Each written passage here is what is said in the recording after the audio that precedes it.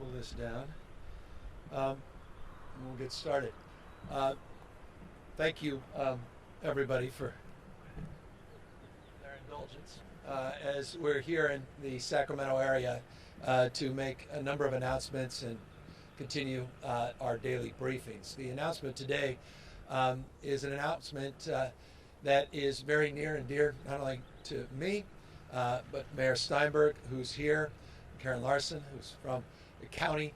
It's around the issue of homelessness. We are at a facility here in the Sacramento area that currently has 30 individuals that were out on the streets and encampments that were brought into this hotel/motel just recently to get them off the street, to begin the process of basically let me back up. To basically decompress, but moreover to address the real vulnerabilities of homelessness in this state and the issues of COVID-19 as it relates to the impact on the homeless population throughout the state. This has been a point of real concern for all of us for a number of months, a top priority since the COVID crisis began to manifest. And we're very pleased today with the partnership that we have with FEMA, the partnerships we have with counties up and down the state of California, that we've identified roughly 7,000 hotel rooms that are now in our possession, where we have occupancy agreements. And we are now building partnerships throughout the state of California to begin to get folks into these sites. Some 6,867 hotel rooms, to be exact, now are in our possession, on the way to getting 15,000 in the phase one of our efforts. FEMA, remarkably, and to their credit, have created a template, first in the nation, in partnership with the state of California, where FEMA is providing 75% reimbursements for this project. This is first in the nation. Their support is profoundly significant to address this crisis head on. It's all around making sure that we address the most vulnerable Californians with kind of acuity and focus that is required at this moment. The bucket of support for FEMA is very focused. It's not limitless by any stretch of the imagination. It's focused specifically on individual homeless populations that have been exposed to the virus, that specifically are deemed high risk. That would be our seniors out in the streets and sidewalks, in encampments and in tents, and those that have tested positive for COVID-19. That's the bucket for reimbursement that FEMA has advanced. It's all around saving lives, and it's all around, as I suggest, decompressing our medical system, particularly our hospitals in the state of California. We're already seeing hundreds and hundreds of individuals now off the streets and sidewalks and into these non-congregate sites. And I'll reinforce that frame, non-congregate sites. What we want to do is relieve the stress in our shelter system so we can separate individuals and ultimately, again, relieve the impact in our medical care delivery system. If left unaddressed, we allow our most vulnerable residents in the state of California to be exposed to this virus. This was the crisis that predated the current crisis in the state of California, and we're doing everything in our power to meet it head on. It's a county-state partnership with the county fundamentally driving the car and the state of California building the car.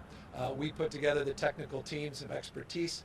We are working with the counties as they identify these sites to get the operating agreements up and running, to make sure they're reimbursed appropriately, and to make sure that we have essential staffing needs met at these sites. Let me be specific about what I mean by essential staffing needs. We are doing laundry service. We are having an intake process that is appropriate to the site. To the extent security is an issue, we will make sure we attach some priority to security, but doing something else that's profoundly insignificant. We had Chef Jose Andres of World Central Kitchen, who's just been extraordinary, who was there with us when the Grand Princess cruise came into the state of California, providing meals as we began the process of decompressing and getting people off that ship. He was there providing 3 meals a day for all the passengers and crew. Well, his organization is now going to be providing 3 meals a day for all our homeless on these sites. An incredible contribution to these efforts, and it just shows you the spirit of people meeting this moment, the spirit that defines this moment, the spirit of generosity and support. And so I just cannot thank a World Central Kitchen enough for connecting themselves to this cause, connecting themselves to this movement, and providing those meals, working with local restaurateurs in each of the regions throughout the state of California to help support these efforts. So that's the framework of what we're doing. Phase 1, 15,000 units, roughly 7,000 that we've already identified. We begin to move these contracts county by county, county-run, state-led in terms of providing the framework of support. But we recognize the county stress, the city stress, as it relates to resources. And that's why it's important that I remind all of you that we have provided some $800 million in addition to the work we're doing to identify these motels and hotels throughout the state of California. $800 million of award grants have gone out just in the last number of weeks. The $650 million that was approved in last year's budget to the cities and counties and our COCs to provide for support services and identify sites to address the homeless crisis, and the $150 million because of the leadership of Tony Atkins and Anthony Rendon that we were able to prioritize on an emergency basis just a few weeks back through our budget appropriation. So $800 million of grants, $150 million of the new dollars that are now out. Award letters have already gone out to support this effort. 75% reimbursement from FEMA. There should be no excuse for us to begin to scale these operations in the next days and weeks. And it can't come soon enough, because we had, of course, that one tragic death, the homeless individual in Santa Clara, and we had a number of counties in the last days that have reported incidences of positive test results in counties large and small, including San Francisco, but other counties in LA that have shown at least a dozen, in fact 14 in our last count. By the way, that's an undercount, we know. That's just what's been reported to us.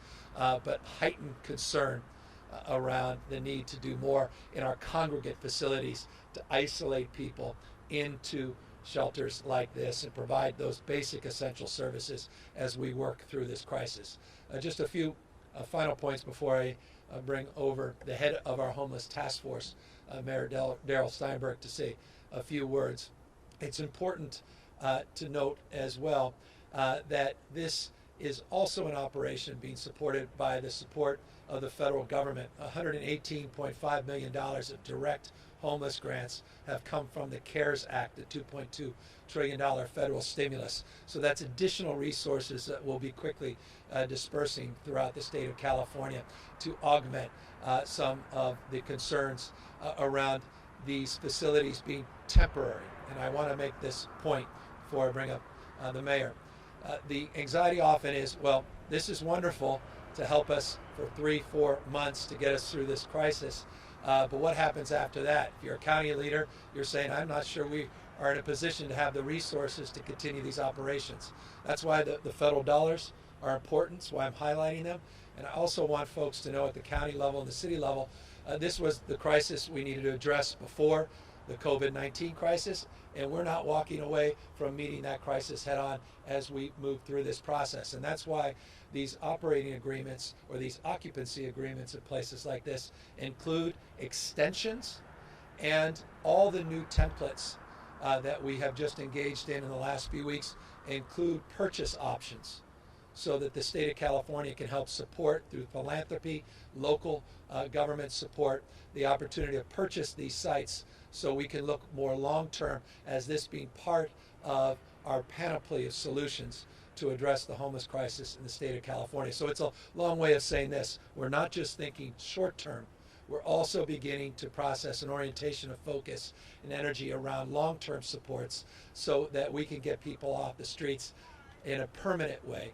But again, this could not happen without FEMA's extraordinary support and partnership, and the partnership of leaders like the leader I'll be asking to the mic in just a second, and that is the head of our homeless task force, the mayor of Sacramento, and someone who's been out front on this issue for years and is here yet once again to see this crisis of COVID and the crisis of homeless come together in a way that only reinforces this sense of urgency, but moreover reinforces why we're pleased and proud that he's mayor of Sacramento and leading the efforts throughout the state of California. Darrell Steinberg.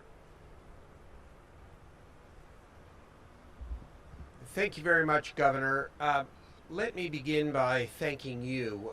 You often talk and have talked frequently over these last days about Californians meeting the moment. You are meeting the moment, and more than meeting the moment in every way here.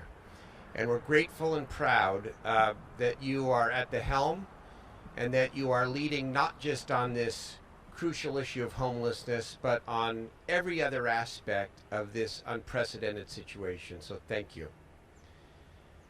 It was a little less than 8 weeks ago, I believe, that you stood in the state capitol and you delivered a State of the State address. What was unique about that State of the State address, it was the first time that anyone could remember that a governor would devote nearly all of his or her address to the issues of homelessness and mental health.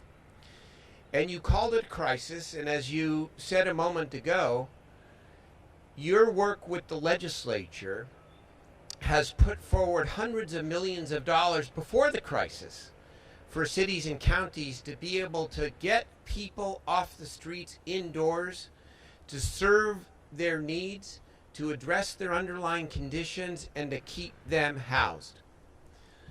And you asked your task force to come up with a set of recommendations, and much of our work was centered on the idea that maybe it ought to be required to bring people indoors, not just be an option.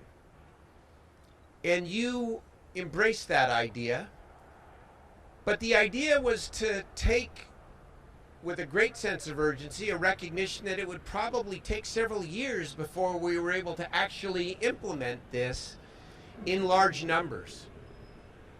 And now, less than 8 weeks after that State of the State address, the COVID crisis has given us together an unprecedented opportunity to move up that timeline in a most appropriate and aggressive way. And so I want to thank you for highlighting this issue today, but more importantly, I want to thank you and your administration for providing the resources, the tools, and the technical assistance for our county partners and our city partners to be able to do what we all have wanted to do and now have the opportunity to do, and that is to bring people in, not by the hundreds, but by the thousands. For you alluded to it appropriately a moment ago. Unsheltered homelessness was a crisis before COVID-19. It is a heightened crisis during this epidemic. And if we do our part now, it could be less of a crisis as we come out of this. That is the incredible opportunity we all have together during this most difficult time. And I know on behalf of all of the mayors and the local elected officials, we are grateful to have a state that is, and an administration that is leaning in, that is partnering with us, that is providing us the resources. Our promise on the other side must be that we are going to do everything we can to implement this strategy as quickly as possible. So I thank you for the opportunity, and I turn it back over to you, Governor. Thank you, Mayor, and thanks for all your support and leadership on this homeless issue. And let me just briefly update everybody on the total number of positives in the state of California, the number of hospitalized, the number that are in ICU. Total number of positives today reported 10,710 in the state of California. We have 2,188 individuals that are hospitalized and 901 individuals in our ICU. That 901 number represents a 10.4% increase from the previously reported number yesterday. We continue to do more and more on testing. Tomorrow, I'll be putting out some more specific and prescriptive strategies and guidelines and updates on our testing protocols in the state of California.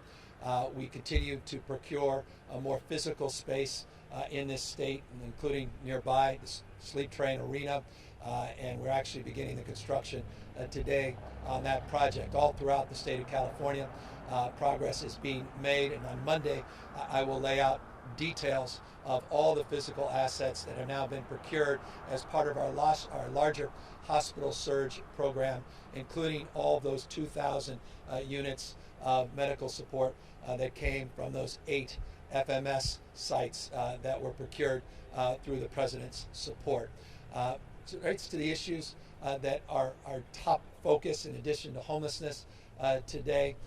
We continue to also focus with acuity on what's happening in our skilled nursing facilities, what's happening with our senior centers and our adult care daycare facilities throughout the state of California. We said when the beginning of this epidemic that homelessness and our seniors, those were our top priorities. They remain so, and that's where so much of our energy and focus resides, and appropriately so, because of the vulnerabilities within those populations, within those communities. But more broadly, we're doing what we can to continue to take advantage of this lull as it relates to not yet being at peak, and taking advantage of every moment, every minute, every hour, and every day to continue to build our capacity and build our points of access. That capacity includes the amount of PPE that we're receiving from around the world through our own efforts, and again, whatever support we can get from the federal government. I promise on a daily basis to update individuals just as the proxy for PPE, the N95 masks.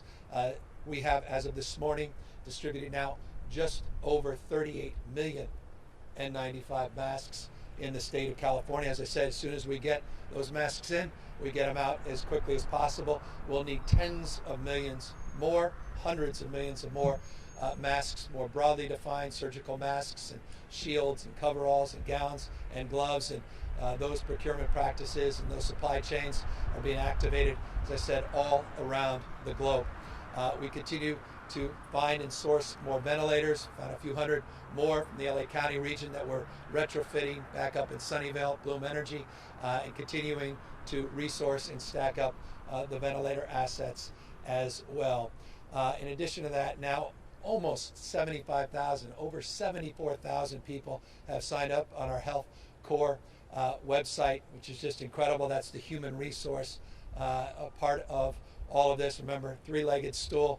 You need the physical points of access in our hospital system. You need the appropriate protective gear and supplies, ventilators, not just gowns and masks. And of course, we need the people that are retired to come back, and those with expertise as radiologists, to the EMTs, paramedics, nurses, nurse practitioners, doctors, and the like, to get ready to participate in helping us support the surge. And we're triaging all of those individuals as well. And before I open up to questions, I just want to remind people you can help as well as individuals. Serve.ca.gov, serve.ca.gov. That's our website for information if you want to help folks like the folks that are now housed behind me. For individuals, for shelters, food banks, that's the site to go to, serve.ca.gov.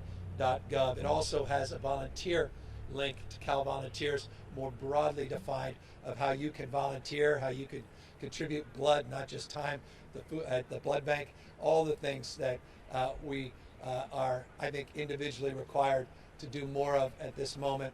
That's a site we've created, a clearinghouse, to help advance that cause and to help the collective cause of all of us doing more on a daily basis, including the admonition that I'll always end, remind you, continue to practice safe physical distancing and social distancing. Continue to practice physical distancing above and beyond any and everything else. We have done a remarkable job in the state of California. If we continue to do that job, we'll continue to buy us time before that peak so we can continue to do more projects just like this. And if we do that, you are quite literally responsible for saving lives. And there's no greater or more noble pursuit in life than able to look back at the end of your life and say you met that moment, and there are people walking around, their kids and grandkids, because you did the right thing just by practicing safe physical distancing, continuing to stay at home except for for essential purposes. You'll have, I think, met that moment in profound and significant ways. With that, we're happy to answer any questions. Thanks, Governor. We're getting a number of questions from different outlets about asking you to clarify who is paying for these hotel leases and who might step in to finance them moving forward once the pandemic is over. Yeah, I tried to lay that out in my remarks. Let me reinforce more specifically. We have the first in the nation framework of support to have FEMA reimburse 75% of the costs as long as we do what we are required to do, and that's focus on a subset of the homeless population that are COVID-19 positive, have been exposed, or are high risk. And the job and the responsibility for the state is to provide the technical expertise to the counties to make sure that we are conducting and appropriating that commitment in the responsible and legal way. So that's 75%. As I said specifically, we provided $650 million of emergency grants. All those award letters, now 100% of the award letters are already out. Counties and cities were already spending that money against those award letters, but now all the award letters are out, which means the floodgate on all those dollars. And we put out $150 million in the last few weeks of emergency aid because of the support of the legislature. So that should address the issue of the 25% gap amply for the cities and the counties. And as I said, beyond that, very clearly, we are looking at our new leases, these occupancy leases that have month-to-month extensions and have the ability to have purchase of these properties through a right of first refusal, or at least a right of first offer on all the new contracts that we are now procuring. And we are not walking away from our obligations on homelessness. The state of California has entered into that space in unprecedented ways. And as long as I'm your governor, I'm going to be there doing everything in my power to support the cities and counties so that we can continue to keep people in an environment where they're safe, particularly in these non-congregate environments, not only through COVID-19 crisis, but to the extent we can begin to fashion a long-term strategy where we can continue to utilize these assets that we're procuring at this moment. And to follow up on that, some homeless advocates are saying that people aren't being moved off the street fast enough at this point. Can you clarify how many people have been housed so far and how many you hope to house? Well, with this specific program, and again, we have 58 counties, 470 plus cities doing a magnificent job.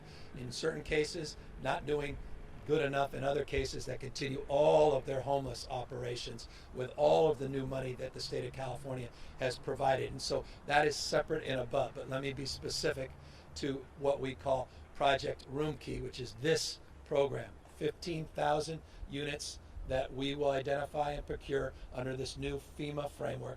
Just shy of 7,000 have already received occupancy agreements, and we have 869 people that are already in hotels just like that, including 30 of the 34 units in this hotel. I want to caution people, we don't want everyone flooding in to all 6,867 of the existing rooms. That, again, number roughly 7,000.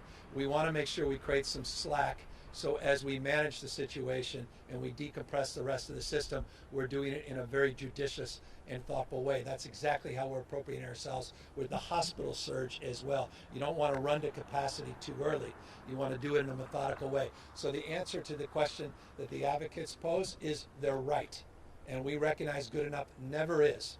But I'll tell you, I don't know another state that's gotten close to 7,000 housing units just in a few weeks that has an agreement, none do, with FEMA to get reimbursed, and now a real process and protocol that's bottom up, county by county, to begin to triage individuals and move them quickly and effectively and safely in an orderly way into hotel rooms, and I'm very proud of that. A number of reporters also have questions about the state's modeling and when we're going to see a peak in the number of infected cases with COVID-19. So some models, other than the states, show the state may be having a peak in April. I'm wondering, why is California's modeling different, and well, when? Go ahead. I can't answer to what specific model someone else has. There's certainly national models that show April. We're in a very different place than, for example, New York. We're in a very different place than other parts of the country. There's a unique set of circumstances in this state. And every day it's dynamic. Every day we're iterative in terms of incorporating new data sets and new trend lines and updating our modeling. That's what our modeling shows. Our modeling's not done in isolation. It's done in collaboration. It's done with the systems, the healthcare professionals. It's done by taking a look at everybody else's modeling and incorporating some inputs on the basis of their expectations, and we recalibrate ours, and that's what our modeling shows. And right now, I can only say this, since we put those models to the public a few days ago, all they have been in the last 3 days is reinforced. And so we're standing by them with always our eyes open that on a daily basis those models get adjusted. So when exactly is your modeling showing that California will hit the peak infection rate? Well, as we showed everybody just a few days ago when Dr. Galley presented those models to the public, we were looking into the May month that we started to see things begin to peak. And so that's where we currently are. We don't have an exact date because every day adjusts, and I don't want to say on this particular date we're going to see a peak. Anyone who could say that is misleading you. And so on the basis of our current modeling, we are in those first few weeks of May. Matt Levin, Cal Matters, asks, what's the status of the 1,300 trailers that were procured from FEMA, and how many have already been distributed and are operational? There are 1,305 trailers, of which 584, I believe, and I'll get you a clarified number if I'm off by one or two, but roughly have been distributed throughout the state. All the rest we're trying to get out as quickly as possible. Again, the challenge is the state is not every part of the state, meaning I, as governor, cannot cite them against the wills of the local unless I want to get the local government to be supportive. So we're working with those governments like Sacramento, the city and the mayor, LA, San Francisco, others that have created framework of support. So once they take those trailers, they're actually being utilized. There's been some circumstances where we've given trailers and they're not being utilized. So we're doing this in a very thoughtful and methodical way. I should note that we just got another 28 that were contributed this morning. We're very proud of that. So we're now north of 1,305 trailers, but we're trying to get them out as quickly as those sites are offered by the cities and counties, and we're starting to see those efforts at the local level really start to bear fruit. John Ruich of NPR asks, given the ongoing challenges in procuring personal protective equipment and ventilators and states bidding against each other, what specific changes would you like to see FEMA and the White House make today to improve procurement, supply chain, and delivery challenges during this pandemic? Look, I'm not going to offer advice at that scale. I'm dealing with a nation state at scale, the state of California with 40 million folks, and we are working very, very collaboratively with our private sector partners and within and around our supply chain, and with FEMA specifically. We are blessed to have Bob Fenton, who's the regional FEMA administrator, who happens to be a resident of the state of California. And we're working hand in glove with him as it relates to that supply chain of ventilators. Clearly, the national stockpile will be insufficient to provide the ventilators that we'll need and the ventilators that will be needed for the rest of the country. And so that's why we're not relying on the national stockpile. By the way, we haven't received one ventilator yet, and I don't anticipate anytime soon that we'll get those vents. But rather than rolling over, rather than complaining about that, we're going out and we are securing new ventilators, and we're refurbishing ventilators in ways that I think would do, that make us all, I think should make us all very, very proud. I want to clarify so people understand. There's been some reporting about roughly 170 ventilators that did come from the national stockpile. Those didn't come to the state of California. There's a separate agreement in LA County from the national stockpile for PPE. Those are the ones that came into LA County. As you know, we had to refurbish the vast majority of those. They're now fully operational, and they're back in the hands of LA County health officials.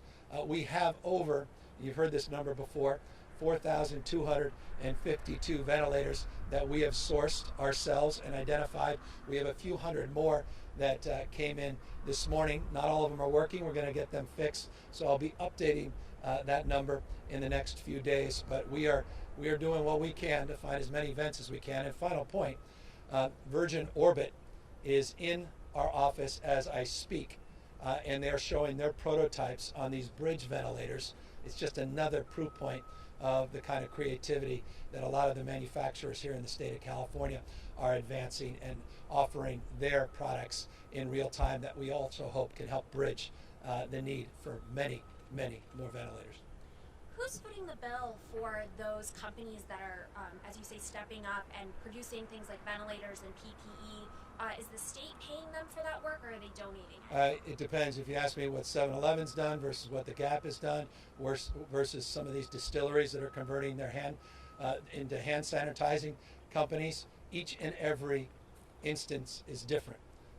You have companies that are contributing all of that. Apple did that with their masks that arrived.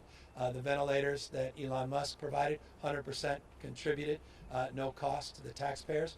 There is a modest cost to refurbish some of the ventilators, and that's borne through our emergency grants, borne by state dollars to the extent appropriate on the front end, and we get reimbursements on the back end. So in each and every instance, the answer is different based upon the largesse, the contribution, or the creativity at play. Can you generally characterize how much has been donated and how much the state has been spending? We'll give you an updated number on that. I'm just trying to procure in real time all of these assets, but it's certainly it's an extraordinary amount of money, energy, time, and volunteer and philanthropic support that we're seeing. It's unprecedented, and it's in the hundreds and hundreds of millions, billions of dollars when we are done. Angela Hart of Kaiser Health News has a question about the state's health board. She asks, will the state be paying these healthcare professionals, and will they essentially be temporary employees of the state? And if not, can you please explain where funding will come from to hire them? Yeah, they're being paid. They're being compensated. There was an additional contribution, another specific proof point to your previous question. $25 million was provided by Facebook, specifically Mark Zuckerberg and Priscilla's wife, to help with the stipends for that workforce, for transportation, childcare, and for hotel stays so they can stay close to their care or to their patients. We're triaging all 74,000+ applications in real time. That alone is going to take hundreds of folks going through the applications, matching people to needs, wage requests, wage capacity. That will be born within the healthcare delivery system, hospitals specifically. Many will be part of our larger delivery system, be paid for by traditional sources, be it state or federal support, and again augmented by private sector's willingness to help with all of the incidental costs associated with that workforce. But they are compensated. They're not a volunteer workforce. Marisa Kendall of Bay Area News Group asks, which homeless individuals should be placed into isolation housing? Are you prioritizing people based on whether they are infected or could be infected, if they're elderly or medically vulnerable? Can you explain? Yeah, let me be more clear. As I stated a few times, FEMA has specific guidelines as it relates to Project Room Key, this specific program. Again, we are doing all kinds of other work at the local, regional, and state level on the issue of homelessness, broadly defined. This is a subset of that work. And this specific subset requires three things, and we have to be very deliberative in terms of that triage. And number one, if you're COVID positive, that is an isolation responsibility and is an opportunity in this new partnership. Number two, if you've been exposed to the virus, meaning you, for example, this would be a easy to understand example, if you're in a shelter and an individual has been there, asymptomatic, may have been spreading it, but ultimately was COVID ID identified, there is a likelihood that others may be infected or a staff member was infected. That is someone that's likely been exposed, and we're trying to get them out of a or out of a congregate facility into a non-congregated, more isolated setting, which is second point of appropriation or second point that is appropriate for the appropriation for FEMA. Number three, the third category is high risk. And high risk is defined many different ways. Easy way to define it, 65 and over, but people that have many other underlying health issues that are living out in the streets and sidewalks would also apply under that definition. So that's the prioritization of how we triage and prioritize, and that is allowable for reimbursement. Again, it's 75% from FEMA, and with all the money the state's providing locals, they can easily pick up that 25%, and then we'll all work together to figure out how we can deal with the long-term needs of a homeless crisis that, again, predates the COVID-19 crisis. Elisa Ross of Telemundo has a question about requests that Senator Maria Elena Durazo and other advocates have been asking you for more relief for undocumented workers. Can you clarify if you're doing anything on that front? Well, no state in America does more to help residents regardless of their immigration status, and I'm very proud of the work that we did together last year to expand our healthcare capacity more formally, not on the emergency side, but on a preemptive side, on the side of providing health insurance for those that were uninsured. We'll continue to do more, and we have very specific processes on every proposal that we advance publicly. We have a culturally competent component of those proposals, which is a long way of saying this, that we always consider those that are documented, those that are undocumented, those that are living in mixed status families. Let me give you an example of what I mean. Just yesterday, I announced the work we're doing to help support small businesses. I very specifically mentioned in my remarks yesterday that there are many businesses, tens of thousands of businesses, that do not and cannot get the support of the SBA. Those individual businesses, we are making available these emergency grants through our iBank to do these micro loans to provide access. That's an example of what we're doing to provide support for people across the panoply, including those without documentation in the state of California. More will be done, more needs to be done. Final question from Jessica Rosenthal of Fox News.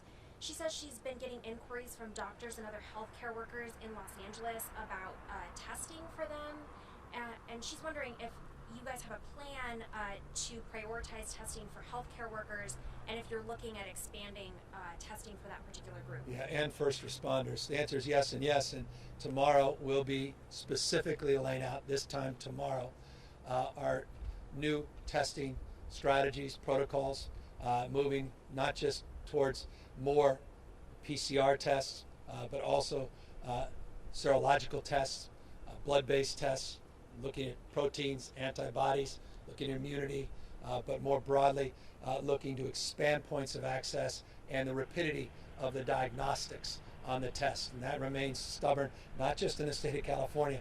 This is a huge issue across the country as the labs, particularly commercial labs, have such large queues because so many tests have now are being done at the same time. It's taking 6, 7 to 12 days to get test results back. So we want rapid tests, we want point of care tests, we want blood-based tests, not just the traditional swab PCR test, and we'll be laying out very detailed terms what our new expectations are and what we're promoting tomorrow this time. So with that, I appreciate always the questions. I hope we're providing some specifics as it relates to responses, and know that we're working on a myriad of other issues that I haven't even touched on that touch the lives of millions and millions of Californians, from addressing the challenges in our jail system to our California corrections system, more broadly defined, CDCR, and making sure that we're working with probation and parole, and of course continuing our work to address the anxieties coming up around payroll, taxes being due on April 10th, encouraging people to sign up for the new federal programs, small business loan programs, loan forgiveness loan programs that we promoted yesterday, following up on all the things we've been promoting, including perhaps the most important thing you can do outside of physical distancing, and that is check in with seniors, check in with neighbors and strangers, and continue the spirit of civic contribution. Serve.ca.gov. Serve.ca.gov creates a clearinghouse for all of that and more. And so I just want to thank the mayor. I want to thank our county health director and so many others that helped make this possible here in the Sacramento area. And all I can say is more is coming, and it cannot come soon enough. Thank you all very, very much.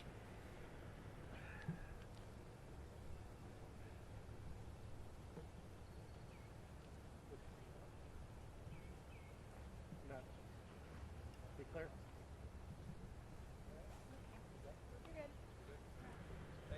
Thank you, Sophia. Maybe join us next week.